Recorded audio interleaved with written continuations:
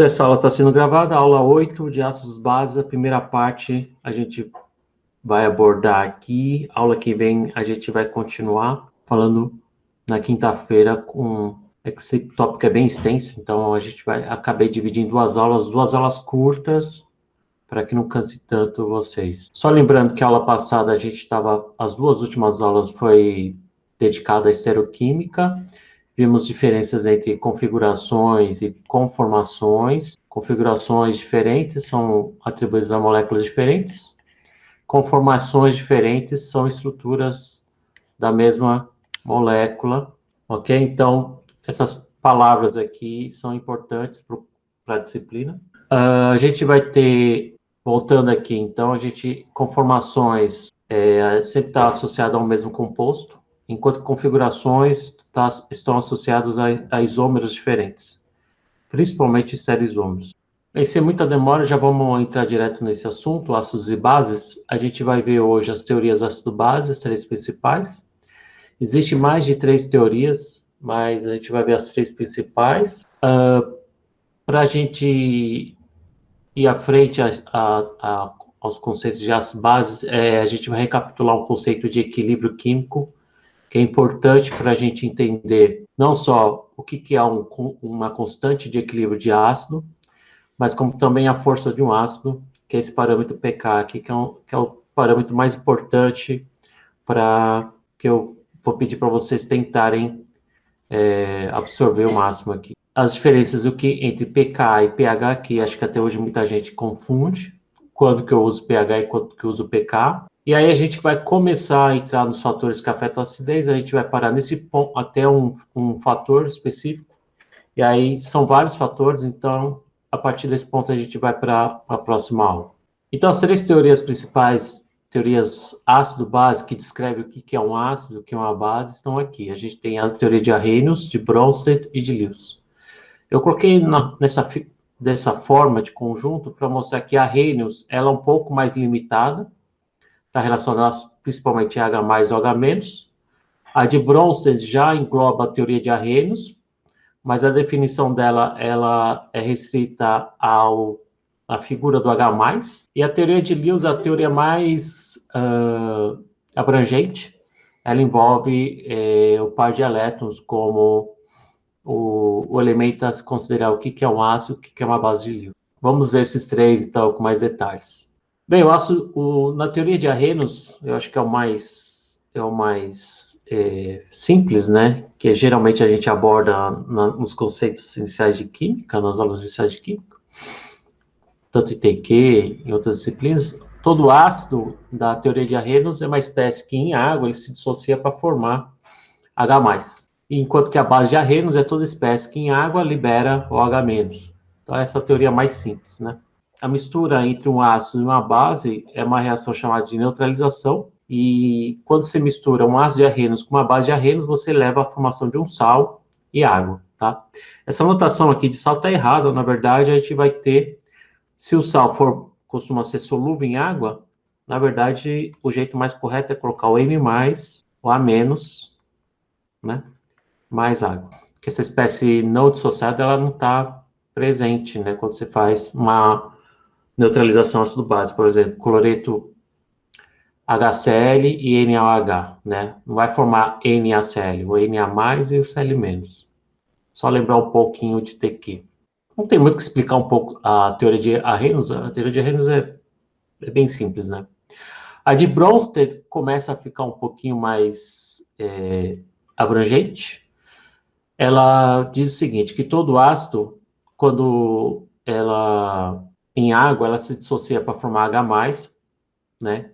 Aqui eu estou usando no formato de H3 ou mais, quanto que o H+, ele o H3 ou mais, o H+, a gente usa, assim, a gente acaba até esquecendo que os dois são relativamente a mesma coisa. A diferença é que o H3 ou mais, seria o H+ solvatado, né?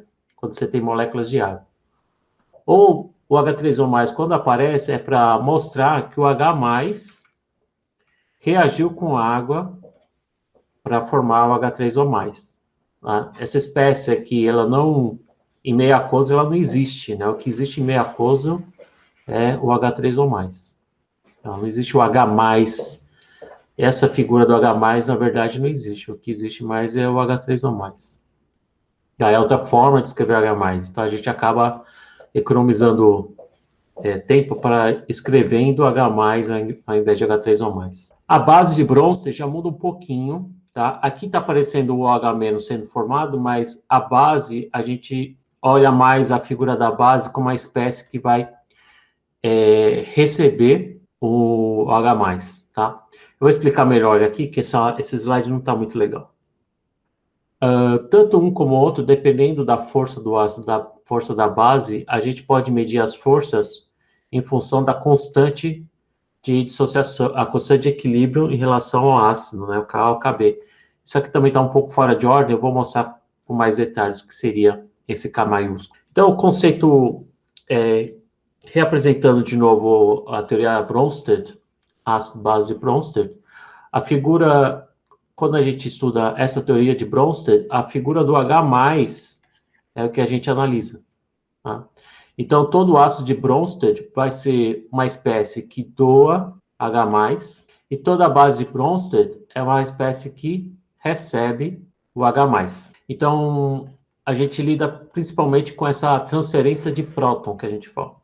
Então, a gente vê quem ficou com H+, e quem perdeu o H+. Então, se tiver uma espécie que, de reação, recebeu o H+, ela vai ser chamada de base de Bronsted. Reescrevendo a equação ácido-base de Bronsted, a gente tem, então, o ácido, a base, levando ao que a gente chama de base conjugada e ácido conjugado. Aqui eles estão sem cargas, tá? Mas depois eu vou mostrar que existem umas cargas aqui, mas eu coloquei só em letras para facilitar inicialmente essa parte de teoria ácido-base. Bem, o ácido, então, aqui ele perde o H+, né? Então ele doa, ele está perdendo o H+. E a base aqui, vocês percebam que ele recebeu H+, então é a espécie que recebe H+. Eu acho que estou detalhando demais uma teoria que vocês já estão cansados de ver, né? Então, doador de H+, e base receptor de H+. O que eu quero mostrar aqui, fazendo parênteses não, mas o que eu quero enfatizar bastante desse slide é esse termo aqui, ó, chamado base conjugada. Isso aqui é muito importante, porque eu vou repetir esse termo várias vezes, tá? A base conjugada seria a espécie que perdeu o hidrogênio do ácido. Então, toda vez que você tem uma reação ácido-base, o ácido que perdeu o hidrogênio vai se chamar base conjugada, e a base que recebeu o hidrogênio no produto, ele vai se chamar ácido conjugado. Eu vou pedir para que vocês deem atenção maior aqui nesse carinha, nesse termo aqui chamado base conjugada, que eu vou falar bastante dele na aula de hoje. Então, vou pegar um exemplo, né, para não ficar muito didático. A gente tem uma reação aqui entre água, HCl, dando H3O+, e Cl-. Aqui está escrito de uma forma diferente, né? Mas é uma reação ácido-base. Então, a gente tem aqui o HCl, esse hidrogênio está em rosa, para mostrar que ele aqui saiu, né, do cloro, o cloro perdeu o H+, então ele meio que doou o H+ para a água, e a água ganhou o H+ do HCl. Então, se a gente está pedindo para identificar o ácido à base de Bronsted, então eu identificaria esse como um ácido, porque perdeu o H+, e essa espécie aqui, a água, seria a base de Bronsted. Agora, se eu tivesse que identificar quem que é o ácido e quem que é a base conjugada, vamos mudar de... Se eu tivesse que identificar o ácido e a base conjugada, agora a espécie que vai doar, é só você imaginar uma possível reação de volta, né? Então, essa espécie aqui vai perder o H+ para virar água, então esse aqui vai ser o ácido conjugado. O que era base vira ácido, o que era ácido vira base. Consequentemente, essa espécie aqui se chama base conjugada. Então, presta atenção nesse carinha aqui que eu vou comentar muito ele hoje. A última teoria, a teoria de Lewis, envolve, a gente fica de olho não mais no H+, ou H-, ou na doação e recepção de H+.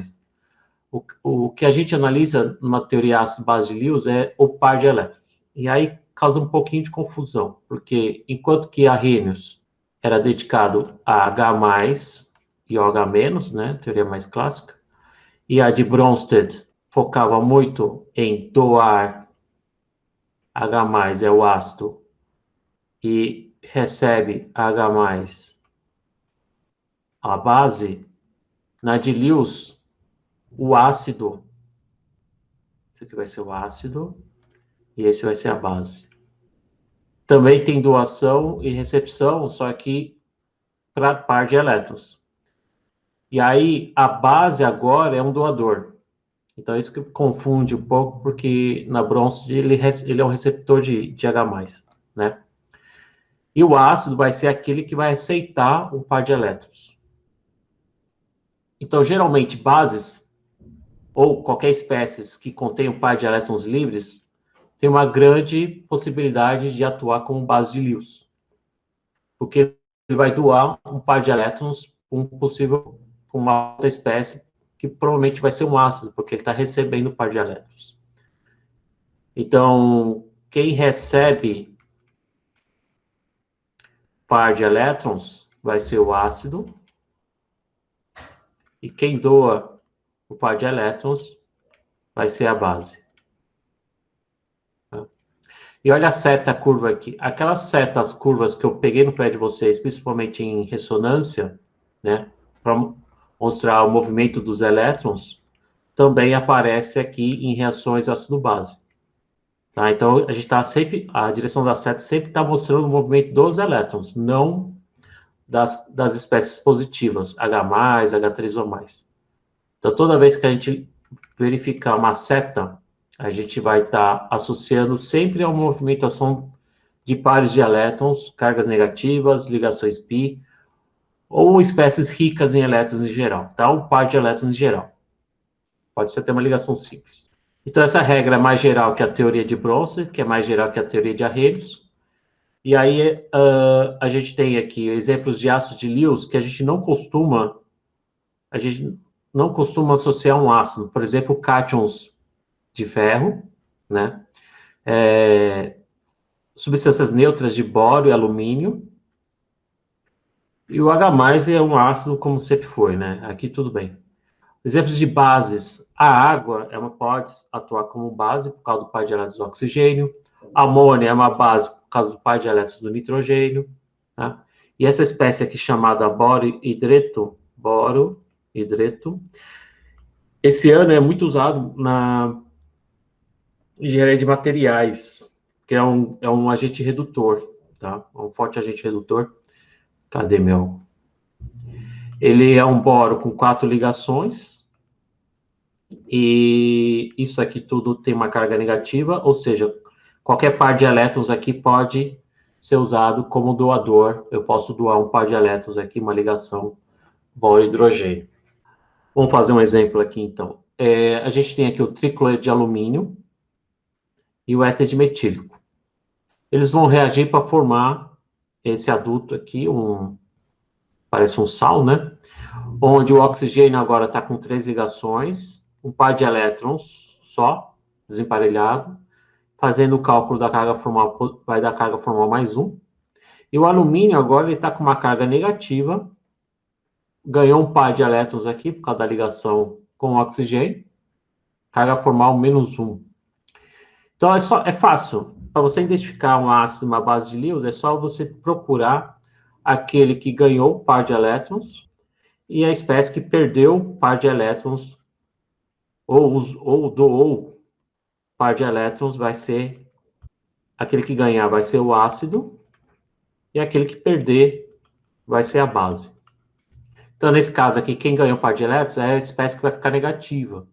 E aquele que doou o par de elétrons é a espécie que ficou positiva. Para esse caso aqui, tá, pessoal? Porque a gente tem substâncias neutras, tá? Quando tiver substâncias carregadas, aí muda um pouquinho. Mas eu acho que não é tão difícil de identificar, tá? Então, o par de elétrons aqui do éter foi usado para doar, né? Ele usou esse par de elétrons, ele doou esse par de elétrons para o alumínio, e eu formei uma ligação aqui. Então, para mostrar como que essa ligação foi formada, eu mostro que o par de elétrons do oxigênio se movimentou na direção do alumínio para formar essa ligação, e o alumínio, então, acabou recebendo um par de elétrons. Então, aqui o caso do tricloreto recebeu é ácido. E o éter, par de elétrons do oxigênio, doou. Então, esse aqui vai ser a base. Tudo bem? Eu vou chamar alguém aqui para tentar. Quem quer fazer um desses dois aqui? Vamos ver quem é que está aqui hoje. Só para não ficar falando muito. Temos 15 pessoas aqui. Vamos chamar, o último que escreveu aqui foi o Otávio. Otávio, tenta identificar o ácido e a base de Lewis nessa primeira reação aqui, por favor.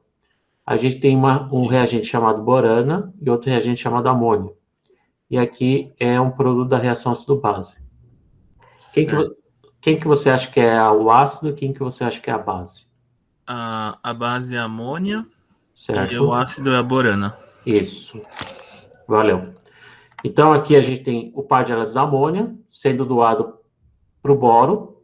E aí eu fiz uma ligação, o boro recebeu o par de elétrons. E o nitrogênio usou o par de elétrons para formar a ligação. Como está muito... E nesse de baixo aqui, Otávio? Vamos ainda... Você consegue? Agora o bromo é a base e o brometo de ferro é o ácido. Isso. Tá? Então, nesses dois casos aqui, a borana é o ácido, a amônia é a base. E aqui, isso aqui é meio difícil de enxergar, eu acho, né? A base, esse aqui é o ácido. Tá? Então, ó, o ferro ficou com uma carga negativa, o bromo ficou com uma carga positiva. Tá? Então, meio que eu usei um par de elétrons do bromo para formar uma ligação, e o ferro agora ficou com um par de elétrons, recebeu um par de elétrons. Então, vai ser o ácido. Beleza. Professor, Oi. você pode explicar mais detalhada essa segunda equação, por favor? Que eu não consegui enxergar. Como você sabe qual é o ácido e a base? Então, essa reação entre bromo e brometo de ferro é uma reação que ocorre em uma reação que a gente vai ver em aromáticos, tá? É uma forma de tornar o bromo, que a gente costuma dizer, eletrofílico. Ou seja, com uma deficiência de elétrons, né? E aí a gente usa uma reação que é chamada, tem a abreviação substituição eletrofílica aromática. Então, uma maneira de tornar o bromo mais eletrofílico, a gente joga um catalisador, que é o brometo de ferro, tá? E acredita-se que a reação ocorre dessa maneira. Então, o par de elétrons do bromo, se você olhar a direção da setinha, Rebeca, você vê que ele está movendo, eu estou movendo elétrons na direção do ferro. Então, o bromo está meio que doando par de elétrons. E o ferro está recebendo par de elétrons. Então, quem recebe é um ácido. E quem doa é uma base, na teoria de Lewis. Certo? Então, nessa teoria, a gente tem que prestar atenção no par de elétrons. Tá? Enquanto que na Bronsted, a gente só prestava atenção nas espécies positivas, que era o H+, a espécie que doava H+, e a espécie que recebia H+. Né? Aqui é só par de elétrons que a gente analisa. E se a gente voltar... Oi? Mas você sabe que os elétrons estão saindo do boro para deixar ele deficiente de elétron. Com isso, já sabendo disso antes, é isso? Se você olhar a estrutura do produto, a gente associa, pelo fato do bromo estar com uma carga positiva, é porque ele usou um par de elétrons para formar uma ligação com o ferro. Tá. Né? Então, ele doou um par de elétrons para fazer uma ligação com o ferro. E o ferro ficou com uma carga negativa, ou seja, ele ganhou um par de elétrons, né? Que é justamente dessa ligação aqui. Tudo bem? Essa teoria obrigada, professor. Nada. Essa teoria dá para usar. Não sei se vocês lembram um dos primeiros slides, eu mostrei que é uma teoria que é mais global. Então, a teoria de Arrhenius, por exemplo, HCl, NOH dando NaCl e água, a gente pode usar essa teoria para mostrar quem que é o ácido e quem que é a base. Né? No caso aqui, a gente tem H+, e a base é um OH-. A gente sabe pela teoria de Arrhenius, certo? Só que se a gente mostrar, por exemplo, OH-, na verdade, a carga negativa está no oxigênio. Deixa eu redesenhar aqui. OH. Certo? Eu tenho um par aqui, um par aqui, um par aqui. Certo? E o hidrogênio, na verdade, é H3O+, mas tudo bem, vamos considerar como H+. Aí, o que acontece? O par de elétrons do oxigênio aqui, eu vou usar para atacar o H+. O H+, vai receber um par de elétrons. E aí, o que eu vou formar? Vou formar o produto que é a água. Então, esse hidrogênio aqui e o OH, esse OH vem da base, esse hidrogênio vem do HCl, né? E aí, eu formei uma ligação. Você vê que aqui agora está neutro, né? Porque as espécies eram carregadas numa negativa e outra positiva e formam uma molécula neutra. Tá? Outro exemplo que a gente dá para usar a teoria de Lewis é aqui, ó. HCl mais água, dando H3O mais, Cl menos. Eu vou escrever por extenso HCl e água, respeitando um pouquinho os ângulos de ligação. Quem que é o ácido, quem que é a base? Na teoria de Bronsted, o ácido é a espécie que perde o H+, então eu já sei, pela teoria de Bronsted, que esse é o ácido, que esse é a base. Se a gente usar a teoria de Lewis para explicar essa reação, dá para a gente explicar também. A gente considera o par de elétrons do oxigênio atacando o hidrogênio, só que o hidrogênio não pode ficar com duas ligações, né? Desculpa, o hidrogênio. O par de elétrons do oxigênio ataca o hidrogênio, só que o hidrogênio não pode ficar com duas ligações, então o par de elétrons vai para o cloro. Tá? Essas setinhas aqui que eu estou fazendo tem muito a ver com a parte de reatividade, que é o próximo bloco. Já estou dando um spoiler aqui. Então, ele vai formar, o oxigênio vai ficar com 3 ligações. Uma delas é com o hidrogênio do HCl, carga formal positiva. E o cloro vai receber esse par de elétrons aqui, e por isso que ele fica na forma de cloreto. Então, eu estou usando a teoria de Lewis para explicar a reação ácido-base, essa outra reação ácido-base aqui. Tá? Então, a gente dá para usar, no ponto de vista do par de elétrons, essas reações ácido-base que a gente costuma ver na teoria de Arrhenius e Bronsted. É isso que eu queria dizer. Só uma curiosidade, pessoal, isso aqui não vou cobrar em prova, tem um pouco a ver com estrutura da matéria, talvez, transformações químicas, não sei, mas é química dos elementos, na verdade, tá? O bório e o alumínio, eles são da antiga família 3A, né, que a gente chamava. É aquela família que possui 3 elétrons na camada de valência. E aí acaba só fazendo 3 ligações, né? Eles ficam estáveis com 6 elétrons na camada de valência. Então, o boro, se a gente fizer a distribuição eletrônica, a gente vai ter... esqueci agora a configuração do boro. Mas ele vai ter 3 elétrons na camada de valência. E aí ele vai fazer 3 ligações com 3 átomos de hidrogênio. Né? E ele vai ter um orbital P vazio. Tá? Ele acaba não hibridizando. Isso. 1s2, 2s2, 2p1. 2p1. 2p1. Tá? O Otávio me ajudou aqui. A distribuição do boro é 1s2, 2s2, 2p1. Certo? Então, 2p1. Será que é isso mesmo? 2, 4, 5? Eu não sei 3. se o... acho que é isso aí mesmo. Talvez seja um dos elétrons que estão no S2 vai para o orbital P, talvez, né? Eu não sei se tem hibridização. Acho que tem hibridização, sim. Eu falei besteira. Eu só falei pela configuração de Linus Pauling mesmo. Não, tá certo. Tá?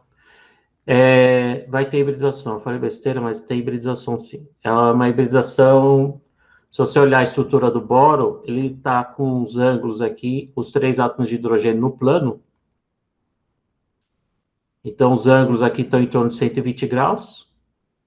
O que isso significa? Hibridização sp2.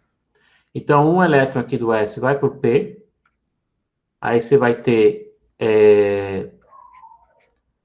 3 orbitais semi-preenchidos, sp2. Usei 2 orbitais P.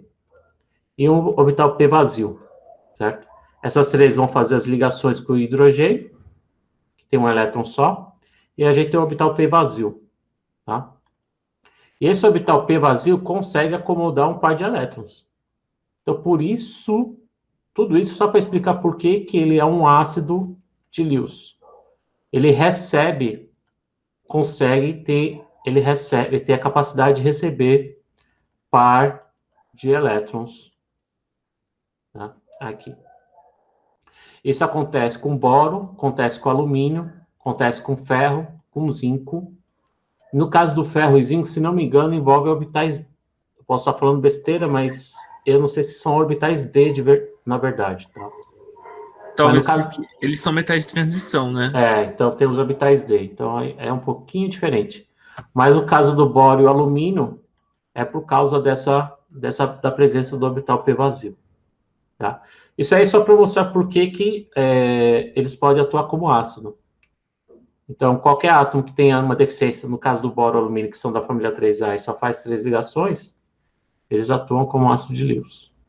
Bem, eu estou chegando onde eu quero chegar, é mostrar a força relativa dos ácidos.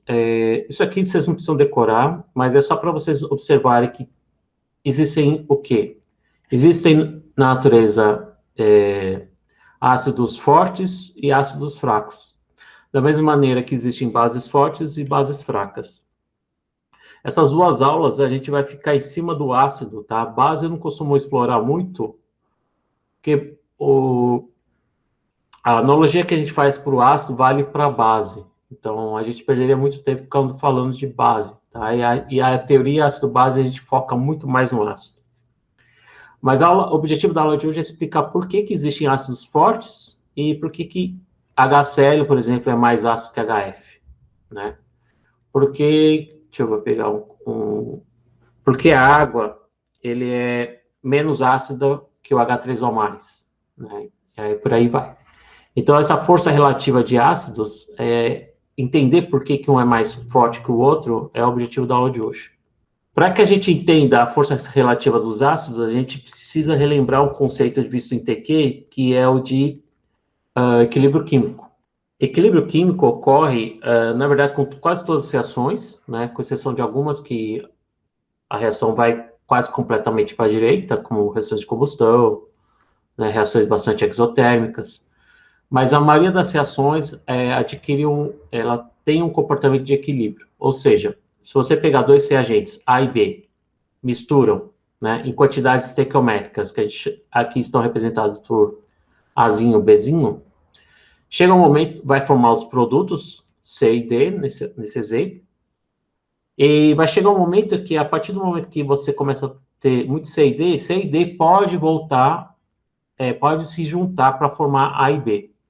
E aí a representação desse fenômeno de equilíbrio, a gente usa essa dupla meia seta, né, para representar o que a gente chama seta de equilíbrio. O equilíbrio ocorre quando a velocidade de A e B para formar C e D fica igual à velocidade de C e D para formar A e B. Não significa, muita gente acha que equilíbrio é 50% disso, 50% disso. Não. Tá? Como que a gente mede quando uma reação atinge o equilíbrio? É justamente a constante de equilíbrio. Né? Em TQ, eu sempre enfatizo com os alunos que o K maiúsculo se refere a uma constante de equilíbrio. Se alguém quiser comentar alguma coisa, pode falar. Enquanto que o K minúsculo, pessoal, é aquela constante de velocidade que tem um pouquinho a ver com esse tópico de equilíbrio, porque constante de velocidade da reação para a direita, quando ela fica igual à reação para a esquerda, é quando você atingiu o equilíbrio. Né? Então, esse K, que é um parâmetro para a gente saber se o equilíbrio está mais deslocado para os produtos ou para os reagentes, é dado matematicamente pela razão entre as concentrações dos produtos no equilíbrio, elevado aos coeficientes estequiométricos, dividido pelo produto das concentrações dos dois reagentes, elevado aos seus coeficientes estequiométricos no equilíbrio também. Então, muitas vezes, quando você vê esses colchetes e a espécie química dentro, colchetes remete muito à ideia de concentração. E esse índice aqui é para enfatizar que esse K ele é constante, né? O próprio nome já diz que é uma constante, e ela é calculada quando a reação atinge o equilíbrio. Tá? Então, dependendo do equilíbrio, dependendo da reação que a gente está investigando, existem equilíbrios que estão mais locados na região, está mais deslocados na direção dos produtos, e existem equilíbrios que estão mais deslocados na direção dos reagentes. E o parâmetro K é usado para mostrar isso. Então, quando você tem um K numericamente muito maior que 1, significa que eu tenho uma equação química em que a reação está bastante deslocada na direção dos produtos. Lembrando que K é a razão entre a concentração dos produtos pelas concentrações dos reagentes, né? Então, como é maior que 1, significa que eu tenho muito mais de produtos do que de reagentes. Agora, quando a constante de equilíbrio é menor que 1, é 0, alguma coisa, significa que a razão entre as concentrações dos produtos e dos reagentes, eu tenho maior, a magnitude da concentração de reagentes é maior que a dos produtos, ou seja, eu tenho mais reagentes no equilíbrio do que nos produtos. Professor, o que isso tem a ver com ácido base? Muitos ácidos, principalmente ácidos orgânicos, por isso que a gente está mostrando essa teoria em funções e reações orgânicas, muitos ácidos orgânicos, ela tem uma constante de equilíbrio. São ácidos fracos, na maioria. Diferente dos ácidos minerais, HCl, ácido sulfúrico, ácido nítrico, né, que não tem uma relação, não são ácidos orgânicos, eles são ácidos bastante fortes e a gente até não representa usando essa seta de equilíbrio. Mas como a gente vai lidar agora com muito ácidos orgânicos ou espécies orgânicas, esse equilíbrio aqui vai ser levado em maior consideração. Então, eu espero que a partir desse slide vocês consigam enxergar que quando você tem um ácido forte, eu tenho uma constante desse equilíbrio aqui, provavelmente eu vou ter uma constante maior que 1. O que é ser um ácido forte? É um ácido que libera bastante H+ no meio, certo? Então, se eu tenho um ácido que é forte, eu vou ter bastante H+ no meio, né? Ele vai dissociar, a capacidade de ele se dissociar para levar H+ e A-, principalmente quando você reage ele em água, quanto mais H+ ele liberar, mais forte ele vai ser. Para que eu tenha bastante H+, eu preciso deslocar bastante esse equilíbrio para a direita, certo? H+ faz parte do produto, então eu tenho que ter um ácido que tenha uma constante de equilíbrio bastante alta. Agora, se o ácido for fraco, esse concentração molar. Só tirar uma duvidazinha. Fala, Otávio. Pergunta, essa coisa da força do ácido também se aplica para ácidos de Lewis? Sim. Também? Também. Mesmo que não tenha H+? Isso. Aí a gente fala, tem uma escala de acidez para ácidos de Lewis. Esse conceito que a gente está vendo aqui de acidez e basicidade está mais para Reynolds e Bronsted, né? Está mais para Bronsted. A teoria de Lewis, a gente tem, para ácidos base de Lewis, a gente pode usar outros parâmetros também, mas geralmente a gente usa o equilíbrio químico, sempre usando essa espécie aqui para visualizar mais fácil a liberação de H+. Né? Aí, no caso, teria que analisar se a concentração do produto formado é muito maior, né? Tipo, a concentração do reagente inicial. Tá. Eu não queria misturar os conceitos, mas na teoria de Lewis, ácido base de Lewis, ela está muito relacionado a uma outra maneira de mostrar o que é um ácido e uma base de Lewis. Em FRO, base de Lewis, a gente pode, principalmente quando envolve carbono, a gente pode chamar a base de Lewis de nucleófilo. E o ácido de Lewis a gente pode chamar de eletrófilo. Tá? E esses outros termos aqui, nucleófilo e eletrófilo, que a gente vai ver no segundo bloco, depois da P1, né?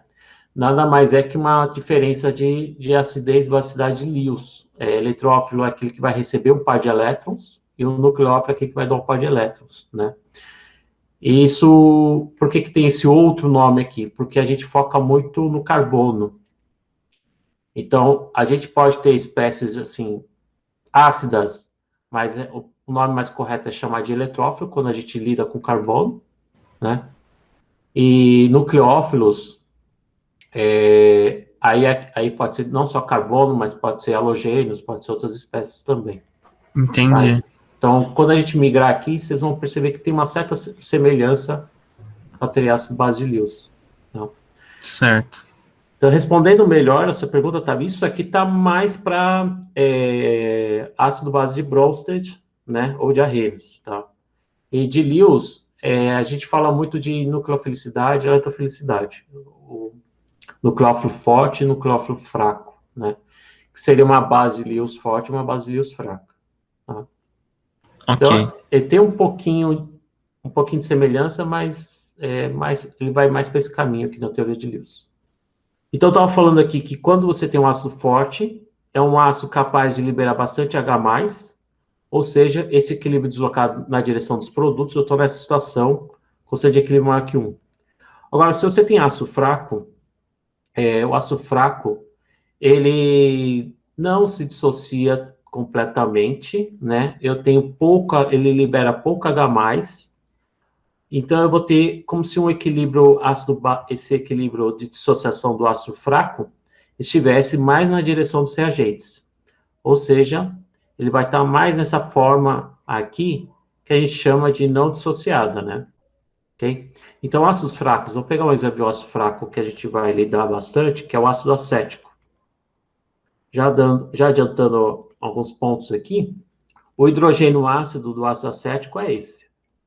Então, ele perderia para a água, né? A água atuaria como base, roubaria esse hidrogênio e eu teria a base conjugada, que seria o acetato, e o H+, né? Só que o ácido acético ele é um ácido fraco, então eu vou ter uma mistura dessa espécie que a gente chama de não dissociada, eu vou ter H+ no meio, ou H3O+ no meio, quando você joga ácido acético em água, e também o ânion, ou a base conjugada, que a gente chama de acetato, né, que é o O-. Tá? Então, quando você tem uma mistura de ácido acético em água, eu vou ter a mistura das três espécies em solução. Tá? Fora a água, né, que eu vou ter em quantidade muito grande. Então, como a gente calcularia a constante de equilíbrio para a gente ter um parâmetro, parâmetro mais quantitativo, né, de um ácido ser forte e um ácido fraco? Se a gente fizer o KC aqui para esse caso, eu teria concentração de H3O+, vezes concentração de A-, concentração dos produtos, dividido pela razão das concentrações dos reagentes. HA, H2O. Tá? Água, ele é solvente e ele tem uma concentração praticamente constante, né? Então, a gente embute Kc vezes a concentração de água, e isso aqui que é o que a gente chama de Ka. Tá? Então, Ka, na verdade, vai ser a razão entre as concentrações de H+ e A- dividido pelo ácido não dissociado. Espero que vocês tenham visto isso em TQ, porque eu vou usar muito não a equação, mas o significado desse Ka daqui para frente. Então, esse Ka é justamente o parâmetro quantitativo, né, numérico, para a gente descrever a força de um ácido. Qual que é a tendência de um determinado ácido genérico aqui, que eu estou exemplificando como HA, tende a liberar H+ em água. Tá? A tendência dele liberar H+. Quanto mais H+ ele libera, mais forte é esse ácido. Para que ele libere bastante H+, o Ka tem que ser alto. Certo? Só que como a gente tem ácidos de diversos tipos na natureza, tem ácido que libera muito H+, tem ácido que libera muito pouco, em ordens de 10, né? Em ordens, potências de 10 diferentes. Então, para complicar ainda mais, a gente resolveu fazer o menos log do Ka e chamar de pKa, o principal parâmetro para medir a força de um ácido. Então, existem ácidos diferentes e o grau de dissociação ela varia muito em ordens de potências de 10, e por isso que a gente acabou fazendo o menos log dessas constantes para chegar numa outra constante, que é o pKa.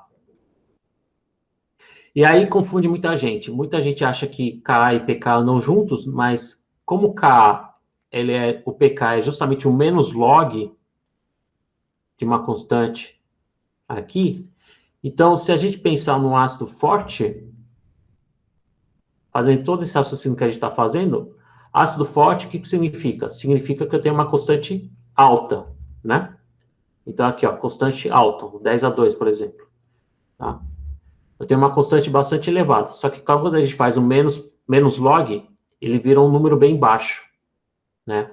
E aí, para confundir vocês, a gente vai usar muito mais pKa a partir de agora, tá? Então, vou começar a esquecer um pouquinho o Ka e vou usar mais o pKa. E aí acaba ficando meio que uma memorização, tá? Eu odeio memorização, mas se eu tiver que sugerir para vocês memorizar algum conceito, é esse daqui. Então, quanto menor o valor do pKa, mais forte vai ser o ácido. Ok? Por conta dessa equação aqui. Então, ácidos fracos são os ácidos que contêm uma constante muito deslocada para a esquerda. Ou seja, eu tenho muito disso aqui. Se eu tenho muito disso aqui, o Ka vai ser baixo. É o que está exemplificado aqui. Eu tenho um Ka, por exemplo, de 10 a menos 14. Eu tenho um ácido bastante fraco, só que quando a gente faz o menos log dele, fica um valor bastante alto. Então, ácidos fortes, para fechar esse ponto aqui. pKa baixo. E ácidos fracos, eu estou colocando em ordens, vai estar associado a um pKa alto. Por que eu estou comentando primeiro pKa? Por que eu não comecei já falando de pH, pOH? Porque pH, ele simplesmente mede, determina a acidez de uma solução, ou seja, é a concentração de H+ de uma solução, certo? O pKa, pessoal, não sei se vocês conseguiriam compreender o raciocínio, o pKa ele é intrínseco do composto, certo? Ele mostra o quanto que uma determinada substância consegue liberar H+ quando você mistura ele com água, por exemplo, tá? O pH é simplesmente um parâmetro, um menos log da concentração de H+ de qualquer ácido que estiver lá em solução, certo? Então, ele só é um parâmetro de concentração de H+. Agora, o que faz com que um ácido seja mais forte que o outro, a gente usa o parâmetro de pKa. Tá? Então, pH é menos log da concentração de H+, certo? Então, você tem uma solução lá e descobriu que a concentração de H+ é 10 a menos 2. Então, o pH vai ser 2, né? A gente faz essa conta de cabeça. Mas você nem sabe que ácido você está lidando, né? Agora, o pKa, que foi dado pela equação do slide anterior, menos log de Ka, essa constante aqui depende da substância, né? Então, é uma propriedade, é quase que uma propriedade química do composto, como se fosse ponto de fusão, ponto de ebulição, densidade. É uma característica do composto. E aí, a gente usa esse parâmetro para dizer se ele é mais forte, um ácido mais forte, se ele é ácido, se ele é básico, tá? E se é um ácido forte, se é um ácido fraco. Então, no ensino médio, a gente explora, joga na cara do aluno, né? pH é dado por menos log de H+. Se você tem uma solução 10 a menos 1, você põe 10 a menos 1, faz uma conta matemática, você acha que o pH é 1, certo? Se um ácido tem uma concentração, 10 a menos 2, você joga aqui, 10 a menos 2, cai o menos 2 com menos, fica 2. Só que essa regrinha aqui só serve para ácidos fortes. Esse raciocínio rápido que a gente faz, tenho 10 a menos 1 de HCl em água, uma solução, né?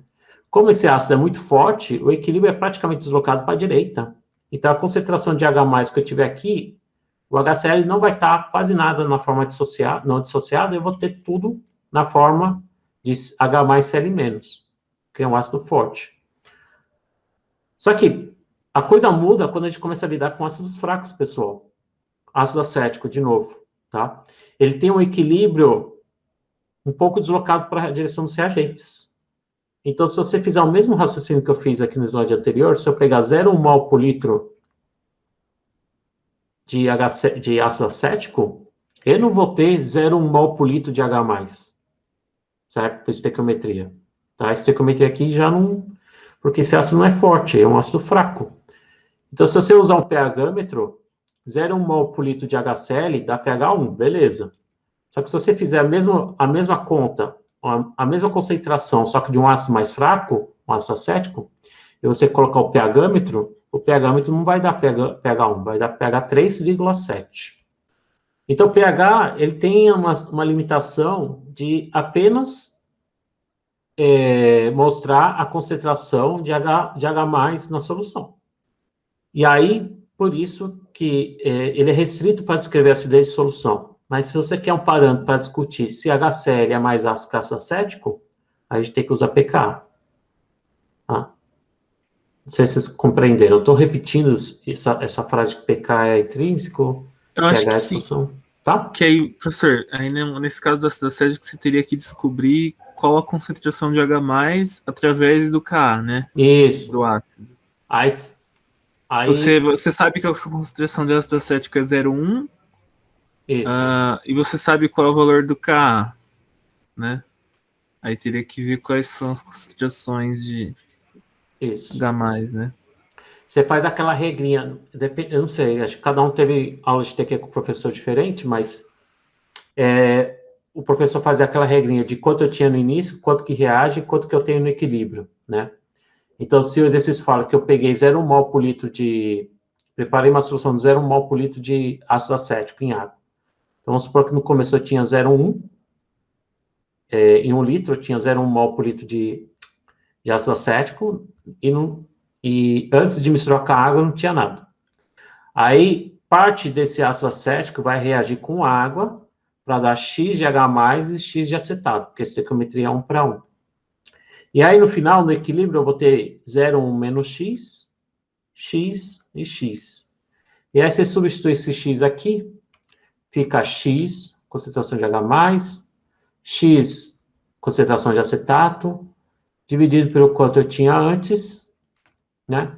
Isso tudo é igual ao Ka, que é dado no exercício. Né? Aqui é 1,8 vezes 10 a menos 5. Tá? E aí você isola o X, acha o X. Achei a concentração de H+. Aí depois, para achar o pH, caso a pergunta fosse qual é o pH de uma solução 0,1 mol por litro de ácido acético, eu tenho que fazer o menos log da concentração de H+, que eu chamei de X. E aí vai dar esse 3,7. Tem professor que apresenta aquela equação, posso estar falando grego para vocês, que é de Henderson Hasselbalch, que é basicamente pegar essa equação de Ka e jogar menos log nos dois lados. Tá? Então, isso aqui não precisa ficar decorando. Primeiro, não precisa nem decorar o nome dos carinha. E segundo, não precisa nem decorar a fórmula. Tá? Que é aquela que relaciona pKa igual a pH mais log da concentração da base conjugada dividido pelo sal não dissociado, alguma coisa assim. Tá? Muita gente confunde o sinal, confunde aqui se é a menos em cima. Então, ao invés de ficar se perdendo aqui, só usa essa fórmula aqui que vocês conseguem resolver a maioria das equações, dos problemas relacionados a pH e pK de ácidos fracos. Acho que eu estou delirando um pouquinho, pessoal. Vamos passar para frente. Até agora, eu só estou apresentando essa equação genérica, né? Esse HA, o que é esse HA aqui? Esse HA é um ácido qualquer. Eu chamei A, pode ser, sei lá, HCl, pode ser HBr, pode ser HI, pode ser HOH, pode ser H de um O que está ligado a um carbono, um ácido acético, pode ser esse A pode ser qualquer espécie aqui que está ligada a um hidrogênio ácido. E perceba que, então, como esse A, ele é um A genérico, né, para representar todos os A's possíveis imaginários, aí vem o tchan da aula de hoje, pessoal. A diferença entre um ácido forte, por exemplo, HCl, de uma água, por exemplo, porque que a HCl é mais ácido que a água? A diferença está justamente nesse carinha aqui, né? Porque o equilíbrio é praticamente o mesmo para todos. Eu vou ter um ácido em água, vai liberar H+, H+ vai estar presente em quase todos os ácidos, né? O ácido sempre vai liberar H+, pelo menos na teoria de Bronsted. E esse A- aqui é o que vai diferenciar de um equilíbrio para o outro, de um ácido para o outro, né? Esse A- pode ser, então, Cl-, Br-, OH-, I-, o acetato-, né? Qualquer espécie que estava ligada no hidrogênio. Tá? E o tchan da aula é isso aqui, pessoal. A base conjugada. Para diferentes ácidos, eu vou ter diferentes bases conjugadas. E isso aqui é o que vai fazer se um equilíbrio vai estar deslocado bastante para cá ou se o equilíbrio vai estar deslocado bastante para lá. Porque H+ é comum em todos os ácidos. Então, o que faz diferenciar um ácido do outro é justamente a base conjugada. Então, essa base conjugada vai ter energias diferentes, né, dependendo da espécie, e a gente chama isso de estabilidade da base conjugada. Quanto mais estável essa base conjugada, deixa eu citar aqui o slide, ih, mudou aqui, tá? Quanto mais estável essa base conjugada, a gente chama de estável, ou seja, o que é estável? É ser pouco reativo. Então, se eu tiver uma base conjugada bastante estável, ou, em termos de basicidade, né, se a gente pensar na reação contrária, que é uma base com ácido, se for uma base fraca, ou uma base conjugada pouco reativa, significa que ela vai estar de boa, não vai querer reagir, significa que, como ela é estável, eu vou conseguir formar bastante dele, significa que o meu ácido vai ser um ácido forte. Eu estou usando simplesmente o conceito de equilíbrio. Agora, se eu estou lidando com uma base conjugada muito instável ou reativa, eu estou lidando com uma espécie que quer pegar o H+, para levar de volta H2O e HA. Se eu tiver uma base forte agora, ou pouco estável, certo? Base forte. Eu não tenho uma base conjugada estável, eu tenho uma base conjugada reativa. Base conjugada reativa vai querer reagir com H+, ou H3O+, para liberar água e HA. Então, ele vai preferir ir para esse caminho. E aí eu vou ter um equilíbrio deslocado para a esquerda, significa que eu vou ter um ácido fraco. Tá? Então, o conceito de ácido forte e ácido fraco dá para discutir única e exclusivamente analisando a equação de equilíbrio genérica aqui de dissociação de ácido em água. Entenderam? Então, o que vai determinar daqui para frente é esse carinha aqui. A gente só vai analisar agora esse carinha. Tá? Isso aqui eu vou passar porque quando eu dei isso aqui de manhã, causou uma confusão. O que eu quero dizer aqui é que existem maneiras de estabilizar a base conjugada. Se a gente pensar nos primeiros tópicos de química ou de ligações químicas, você precisa necessariamente quebrar uma ligação entre o H e a base conjugada. Quebrar a ligação significa que você precisa fornecer energia, certo? Então, essa espécie, a base conjugada, ela vai ter uma energia um pouco mais alta que o ácido não dissociado. Estão mostrando aqui. De novo, eu preciso quebrar essa ligação. Então, precisa de energia para quebrar uma ligação. Certo? Só que existem, dependendo do que é esse carinha, existem fatores que ajudam a estabilizar, certo? E uma delas, a principal delas, é justamente a solvatação. Porque como você está em meio aquoso, toda ligação que você quebra, né? Essas espécies aqui vão estar em volta do solvente. E aí você vai começar a formar interações, que a gente chama de íon solvente. E aí tem tudo a ver com TQ de novo, né? Cada interação entre o íon e o solvente, a água, libera energia. Então, se essa espécie for facilmente solvatada, eu vou ter um processo termodinamicamente favorável. Agora, se essa espécie aqui não solvata bem, ou não estabiliza bem, eu vou ter um processo potencialmente pouco espontâneo, Que aí por isso que o equilíbrio vai ficar deslocado na direção dos reagentes. Se vocês não entenderam o que eu falei aqui, não se preocupa, que a gente vai ver isso com mais calma daqui para frente. Várias vezes, esse slide aqui é um slide genérico para mostrar a estabilização da base conjugada. Tá? Existem muitos fatores, não só a solvatação. A solvatação é uma das principais, mas eu coloquei aqui em quinto. Tá? Existem vários outros fatores que ajudam a estabilizar uma determinada base conjugada, e isso faz com que o ácido seja mais forte. Tá? Eu vou começar falando de eletronegatividade, tamanho, carga apareceu depois. Tá? Eu vou falar desses três aqui. Isso aqui seria o terceiro, na verdade. Esse seria o quarto, esse seria o quinto. Não, eu esqueci, pessoal. 3. Tá fora de ordem aqui, porque os números estão todos errados. Mas eu vou falar com mais calma, um por um, dos mais fáceis para o mais difícil, vamos dizer assim. Tá? Efeitos estéricos está muito relacionado à solvatação. A gente vai ver metade desses fatores e a outra metade a gente vai ver na aula que vem. Professor, eu não estou entendendo muito o que a gente está discutindo aqui. O que a gente está discutindo aqui é o que faz com que um ácido seja mais forte que o outro.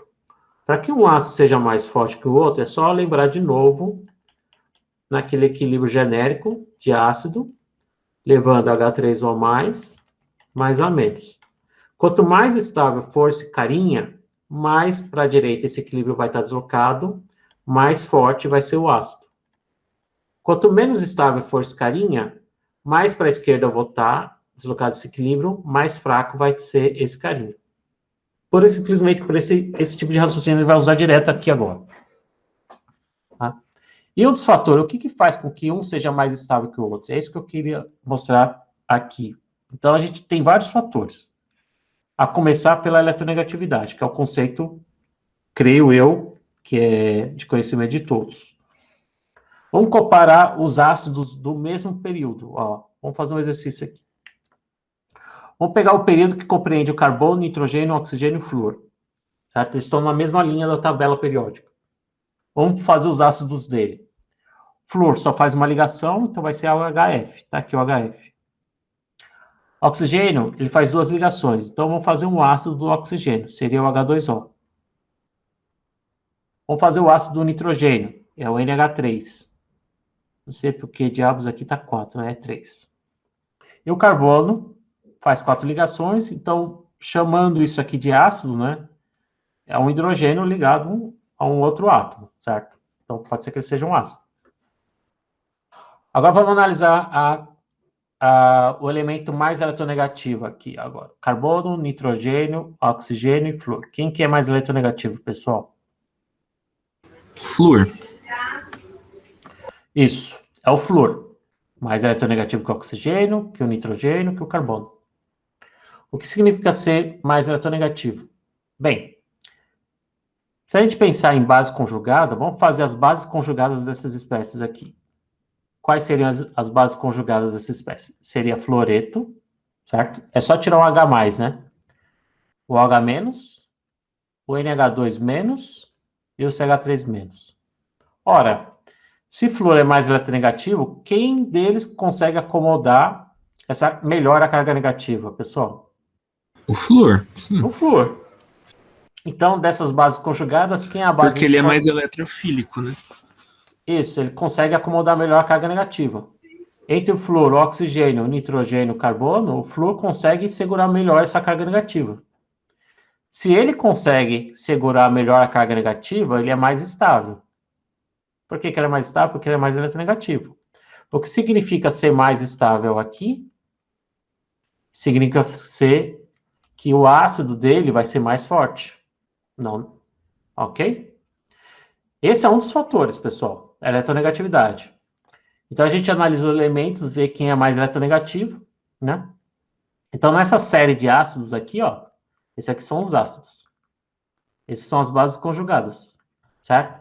O HF é mais ácido que a água, que é mais ácido que a amônia, que é mais ácido que o metano. Por que o HF é mais ácido de todos? Porque a base conjugada é mais estável. Por que a base conjugada é mais estável? Porque o flúor acomoda melhor a carga negativa por ele ser mais eletronegativo, tá? E o que estabilidade tem a ver com acidez? Ora, se você tem uma base conjugada mais estável, eu vou ter um equilíbrio mais deslocado na direção dos produtos, ou seja, esse ácido vai estar mais dissociado, vai ser um ácido mais forte. Essa espécie aqui é uma espécie muito reativa, muito instável. Então, ele vai preferir reagir com H+, para voltar a essas espécies aqui. Por isso que o CH4, ele é o menos ácido de todos. Vamos ver isso em termos de pKa, pessoal. Valores de pKa, de novo. Quanto pKa baixo, ácido forte. E alto, ácido fraco. Então, aqui a gente tem o HF, 3,5, água, 16, amônia, 34 e metano, 45. Esses são os valores de pKa. Então, quanto menor, mais ácido, né? Então, esse aqui vai ser o mais ácido, depois vem a água, a amônia e CH4. O que justifica isso é o fator de eletronegatividade. É o elemento mais eletronegativo, geralmente vai acomodar melhor carga negativa, consequentemente vai vir de uma base conjugada mais estável, isso faz com que ele seja mais ácido. Aqui tem outros exemplos bastante interessantes, que eu não comento com o pessoal da manhã, então eu peço desculpa quem estiver assistindo aí do diurno. Álcoois, aminas e alcanos. Álcoois são mais ácidos que aminas, e as aminas são mais ácidas que alcanos. Por que álcoois são mais ácidos? Porque o oxigênio é mais eletronegativo que o nitrogênio, e nitrogênio é mais eletronegativo que o carbono. Então, para tirar esse hidrogênio aqui, é mais fácil do que tirar um hidrogênio de nitrogênio do que tirar um hidrogênio de um carbono. Isso a gente observa pelos dados de pK experimentais. A mesma coisa aqui, ó. Ácidos carboxílicos, não é à toa porque que eles chamam ácidos carboxílicos, porque eles são ácidos. Tem um pK abaixo. Isso aqui é uma amida. A pessoa nunca viu uma amida atuar como um ácido. Então, se a gente pegar uma amida qualquer, o hidrogênio mais ácido vai ser aquele ligado ao átomo mais eletronegativo. Então, é esse aqui. Cetonas são ácidos também. Tem hidrogênios ácidos. Esse hidrogênio ligado ao carbono vizinho à carbonila. É um hidrogênio relativamente ácido. A gente consegue usar uma base para tirar esse hidrogênio. Então, aqui a gente tem diferenças de acidez por conta da eletronegatividade. Professor. Oi, Rebeca. Você pode repetir, por favor, essa parte que você falou dos álcools, aminas e alcanos, de retirar acho que o H, né? Isso. Então, como a gente vai lidar muito com moléculas orgânicas, a primeira coisa, essas aqui são substâncias relativamente simples, né? E algumas delas não são orgânicas, né? Como amônia, água e HF. Agora, para moléculas orgânicas, esse raciocínio da eletronegatividade funciona também. Então, vou pegar um exemplo aqui, vou pegar uma molécula orgânica mais simples, vamos pegar metanol, por exemplo. Esse aqui é o metanol. Agora, vamos pegar a metilamina, que é a amina mais simples. E vamos pegar o etano. Toda molécula orgânica vai ter hidrogênios ácidos, pode ter mais de um. Certo? Batendo o olho aqui, os hidrogênios mais ácidos são esse, e aqui os 6 são iguais, né? Então, os 6 hidrogênios são os hidrogênios mais ácidos. Então, quando eu pergunto qual que é o hidrogênio mais ácido de qualquer molécula orgânica, você tem que ir atrás no hidrogênio que estiver ligado ao átomo mais eletronegativo. Tá? E aqui é mais fácil ele perder esse hidrogênio aqui do que ligado ao nitrogênio que ligado ao carbono. Por quê? Se a gente pensar as bases conjugadas quais seriam aqui? Seria O-, a base conjugada aqui seria H3C, NH-, e a base conjugada aqui seria H3C, vamos tirar o hidrogênio do lado direito aqui, CH2-. Tá? Carbono menos, a gente não costuma ver ele livre, paradinho, certo? É uma base conjugada muito estável, muito reativa. Ao menos ele até que aguenta, porque eu tenho um átomo bastante eletronegativo. Nitrogênio, ele também é eletronegativo, mas não tanto quanto o nitrogênio. Então, como isso aqui é mais estável dos três, significa que isso daqui é mais ácido. Entre esse e esse, o menos estável é esse. Se ele é menos estável, por que ele é menos estável? Porque o carbono é menos eletronegativo que o nitrogênio.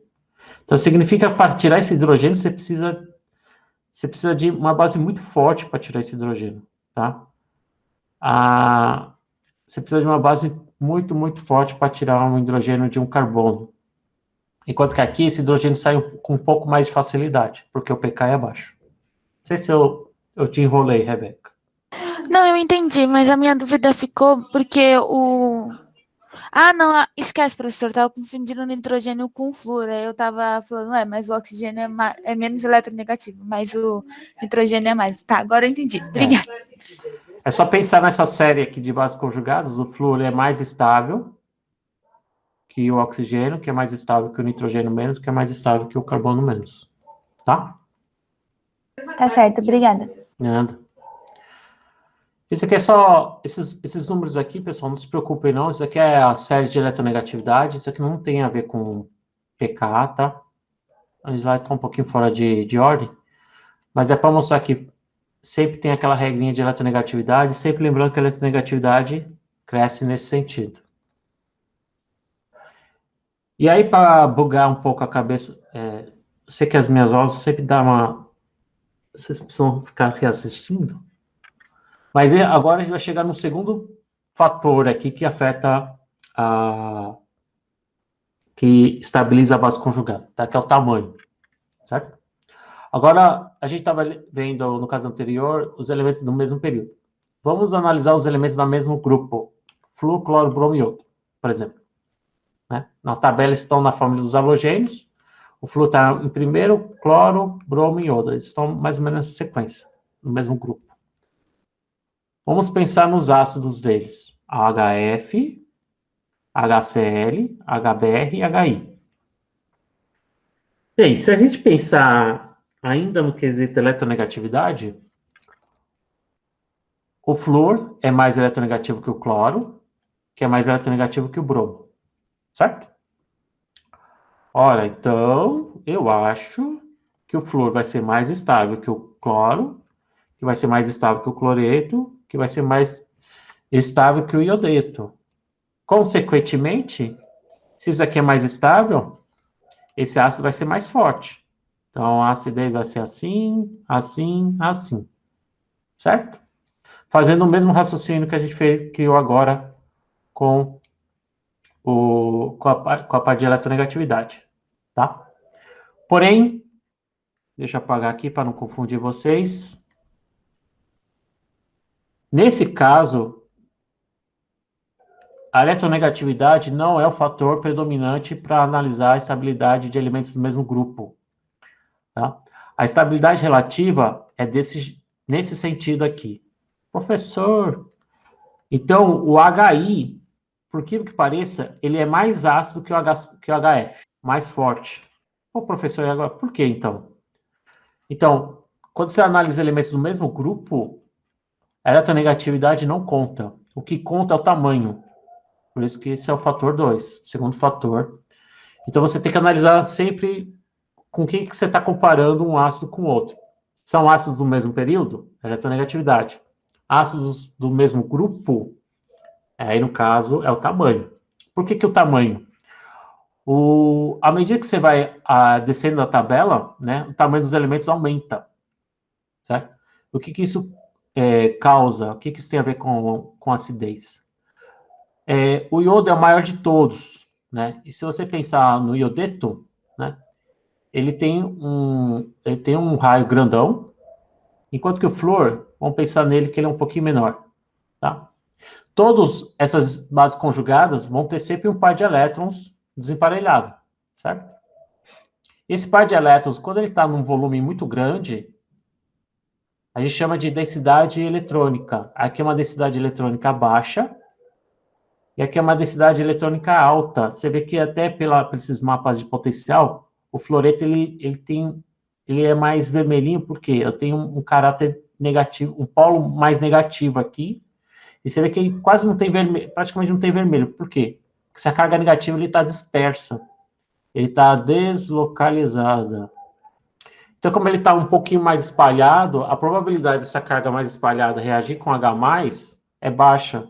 Enquanto que uma carga concentrada num volume pequeno, ele é mais propenso a reagir com H+, né? Ele é mais instável do que uma base conjugada grandona. Tá? Alguns livros chamam isso, quem quiser dar uma olhada depois no termo, chama-se polarizabilidade. Tem um pouco a ver com isso.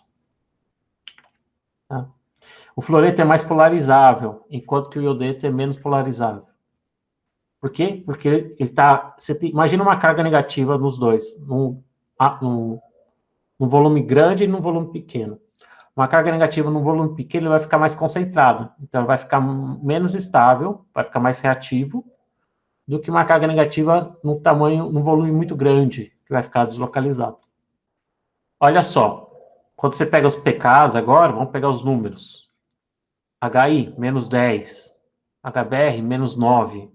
HCl, menos 7. E o HF, que a gente viu lá atrás, 3,5. O que significa um pK super negativo? Significa que isso aqui é um ácido super forte. E o HF? Não deixa de ser forte em comparação dos elementos do mesmo período, mas aqui eu vou chamar ele de fraco em comparação ao HI, tá? Então aqui seria o mais forte e esse seria o menos forte de todos. Então o que prevalece nessa série é o tamanho. Aqui as famílias dos halogênios. Dá para fazer a mesma analogia com as outras famílias. Por exemplo, a família dos calcogênios, que é a família anterior. Desculpa a minha letra. A gente tem o HOH, né? Tem que fazer duas ligações. HS, H2S, H2C e H2TE. Tá? E aqui são os valores de pK. pK 16, 7, 4, 3. Ok? Então, de novo, está aumentando o tamanho do átomo, o átomo central. Isso faz com que ele fique mais, a carga negativa fica mais espalhada, tá? Mais difícil dele reagir com H+, enquanto que aqui ele fica com a carga mais concentrada, mais fácil de reagir com H+. Né? Tá? Por que aqui é 3 e aqui é menos 10? Aqui agora a gente está analisando diferença de eletronegatividade, né? Ó, aqui é menos eletronegativo que o flúor. Analisando de linha, é eletronegatividade. Agora de coluna é tamanho. Tá? Esse aqui eu não vou comentar porque ele tem um errinho aqui, depois vamos só, por enquanto, analisar esses dois aqui. Ok? Em resumo, até o momento, a gente só analisou dois fatores. Tamanho e eletronegatividade. No período, elementos do mesmo período, a gente considera a eletronegatividade em função da... eletronegatividade como fator mais importante na hora de comparar diferentes valores de pK. E aí, quando a gente analisa elementos do mesmo grupo, tá? Aí a acidez vai estar correlacionado com o tamanho dos elementos. Aqui está o terceiro fator, que é a solvatação, que eu comentei lá atrás. Isso acontece com todas as espécies. Tá? Só que cada espécie, como a gente está lidando com bases conjugadas diferentes, a interação dessa espécie aqui, da base conjugada com a água, libera calor, porque eu estou formando interações entre íon solvente. Né? Então, dependendo do que for a base conjugada, vai liberar mais calor ou vai liberar menos calor. Isso faz com que o íon, que a gente chama de íon solvatado, ele fique mais estável, e aí você pode ter um equilíbrio mais deslocado na direção dos produtos, pode estar lidando com um ácido mais forte. Tá? Então, dependendo desse carinha aqui, e dependendo de como ele solvata, né? Então, por isso que ácidos minerais,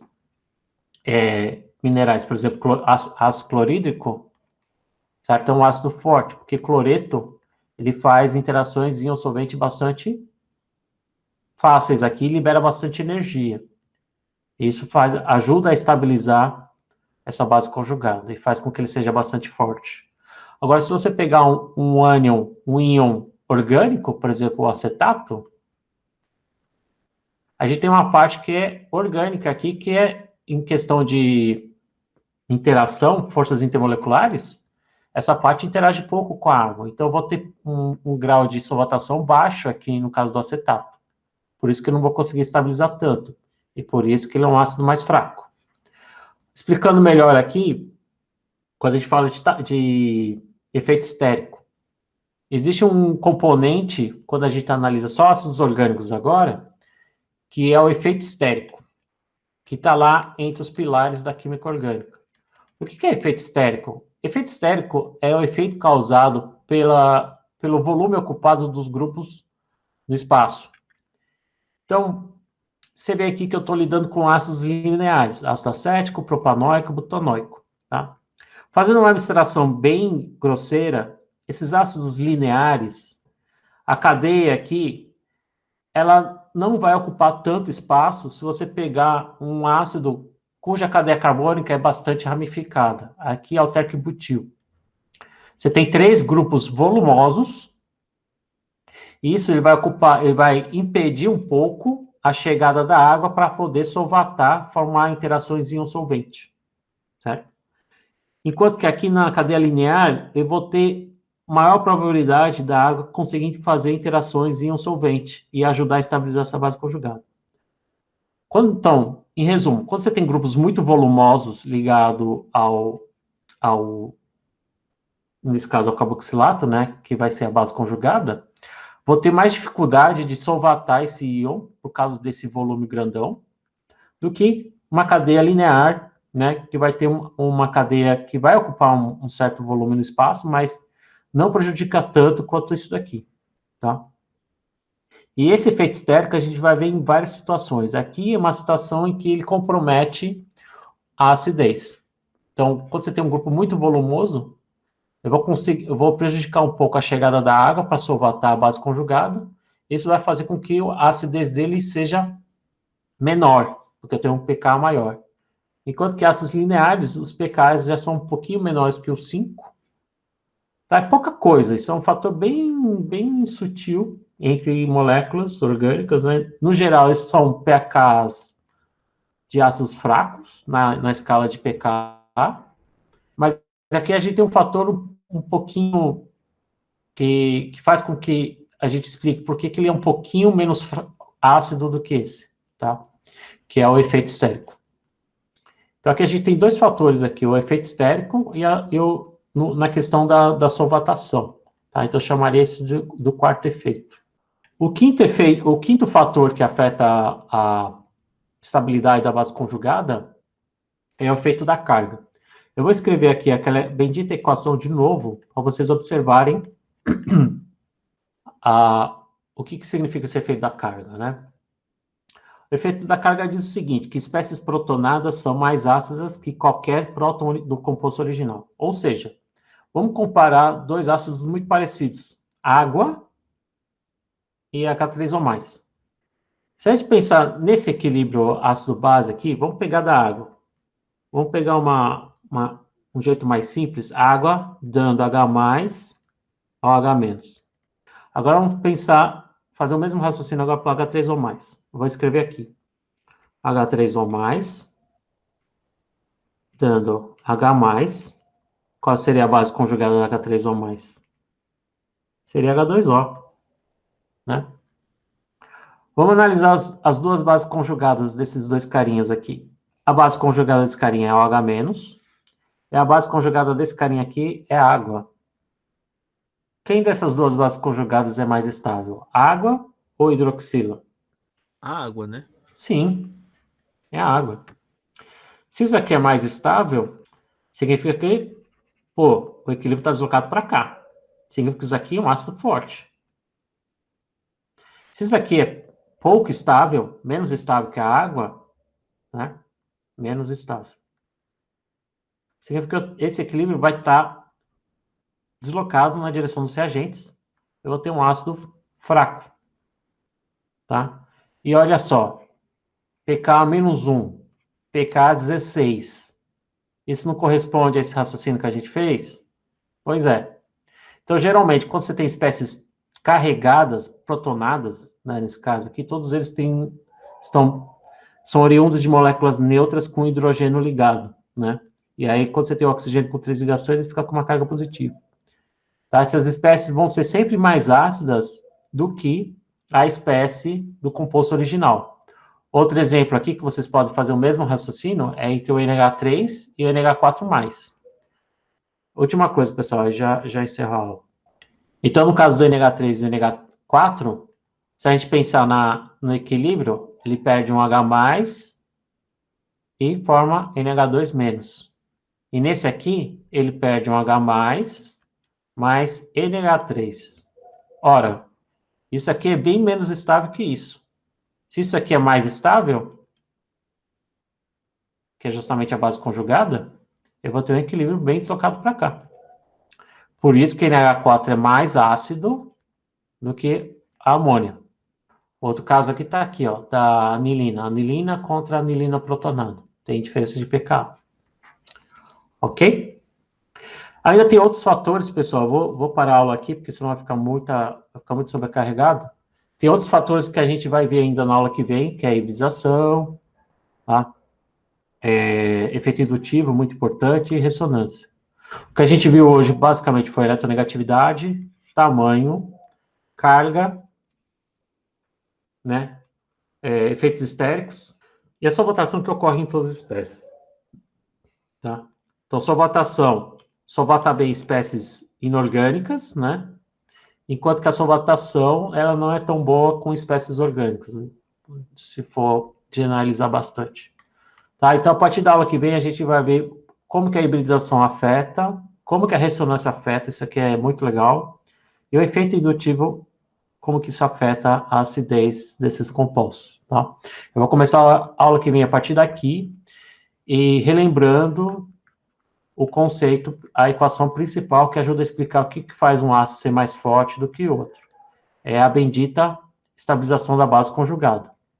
Não esqueçam isso aqui, pessoal, tá? Então, toda vez que eu falar base conjugada, é esse carinha que perdeu o hidrogênio do ácido.